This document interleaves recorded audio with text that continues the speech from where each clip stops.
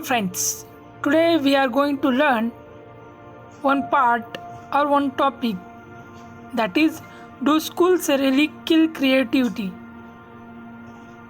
And in the bracket they have mentioned mind mapping. What is mind mapping and what is a creativity that we all wanted to know. So without wasting our time, we will start our discussion. Do schools really kill creativity? What do you think? It may be yes or it may be no. It's depend on you, how you choose or how you see on our education policy. Before going to actual topic, we need to understand what is mind mapping. Mind mapping is used to understand any topic or to understand any passage which is too long or we have to explain it later. We need mind mapping technique. Without mind mapping technique, you can't explain anything from the passage. Means it will with you long term if you mention it as a mind mapping.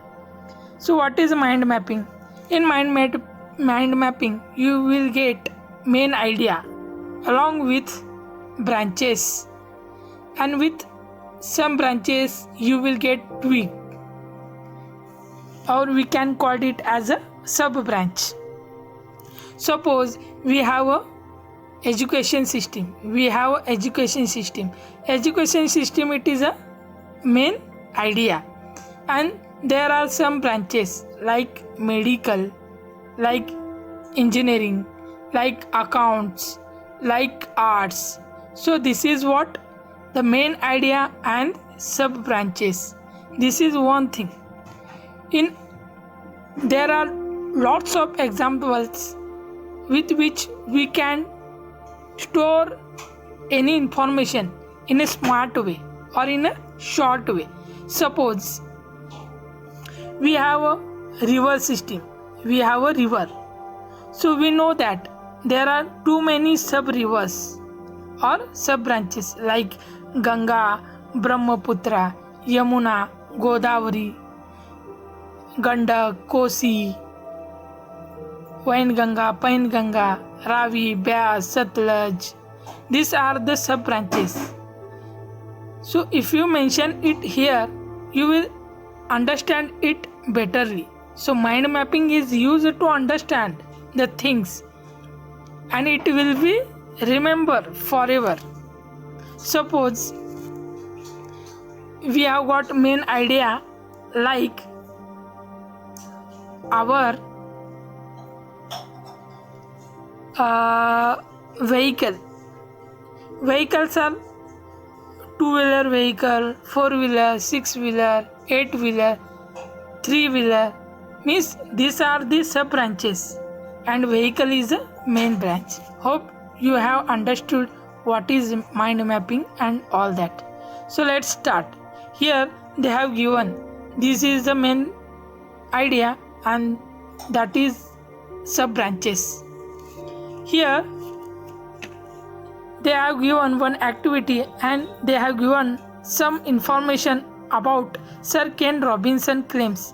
What they claims that we have to understand first. Sir Ken Robinson claims that schools kill creativity. Means they say school is always kill a creativity because every students have a different kind of creativity. They have different creative idea with them. But schools cannot grow their creative ideas because schools have their some syllabus or some pattern which is coming from last some years. Means they are conducting exams on the same syllabus. They are doing students are only doing ratifications. Means they don't have a creative idea with them. So Sir Ken Robinson says that schools kills creativity. it is right according to Sir Ken Robinson. And education is the out of creativity. In education system, in our education policy, we didn't get any creative thing. So Sir Ken Robinson claims that education is out of creativity. And next, what they say, creativity to be acquired in education itself. And they says, if you want creativity to be included in education, then we have to work on it, because creativity is always comes from education, but we need to implement it in easy way or in the best way. Then and only then it will be useful for students. Here in this passage, they have given some information about Gillian Lynn. She is a student. She has some problems, and doctor diagnosed her problem and what she will become, that all we have to understand first. Gillian Lynn is a 8 year of age. She has some student related problem.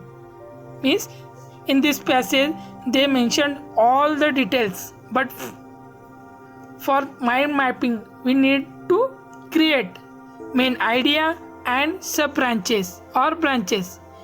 With the help of that we can conclude the idea of a passage. We will understand the idea of a passage.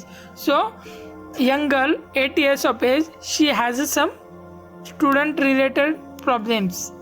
Inability to sit still and concentrate. We know that every students in their educational life, they got some problems. Means they didn't get concentration on their exams, on their study.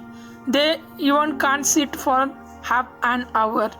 Means such kind of problems is with Gillian Lynn. Next, doctor given medical explanation about Gillian Lynn. Means he diagnosed Gillian Lynn, and on the basis of that they have given medical explanation. Then what the doctor did with Gillian Lynn? Here doctor turned on the radio, Gillian alone, and began to dance. Means the doctor, what he does, he turned on the radio, and what parents and doctor saw that Gillian is dancing on the radio. She didn't even still and concentrate on her work, but here she is dancing on the radio. So what the doctor guessed, she is not sick. She is not sick, but she is a dancer. Means she has a creativity in dancing. She will do its best in dancing. Here next what they say, career, what she did, she is at the top of ballet dance, in the most successful choreographer in ballet dance. But school is ignored her extraordinary talent, but doctor diagnosed her and given a best and most successful choreographer in the ballet dance. This is the story about Gillian Lynn. Next, what author says, what kind of skills we need in a 21st century. The skills is need to be problem solving. The skill is related to problem solving. The skill is needed to be transfer of skills. Means we have to transfer the skills. Different kind of skills we can transfer over there. Learning how to learn. Means every student and every teaching faculty needs to learn in their life. Means learning how to learn, it is important. On the basis of that, can student and teaching faculty change their route, conventional route. They can try for the new skills. And communication is must. We need to speak in a English language or any mother tongue. That will be a specific and perfect one. Next one, forefront of all education and educational goals. What they saying? Forefront of all education. What are the forefronts of all education? Mastering disciplines. Means we need to master in any discipline which we are interested in. Means we have to mastering the discipline. Learning to communicate effectively. Every time we need to learn how to communicate.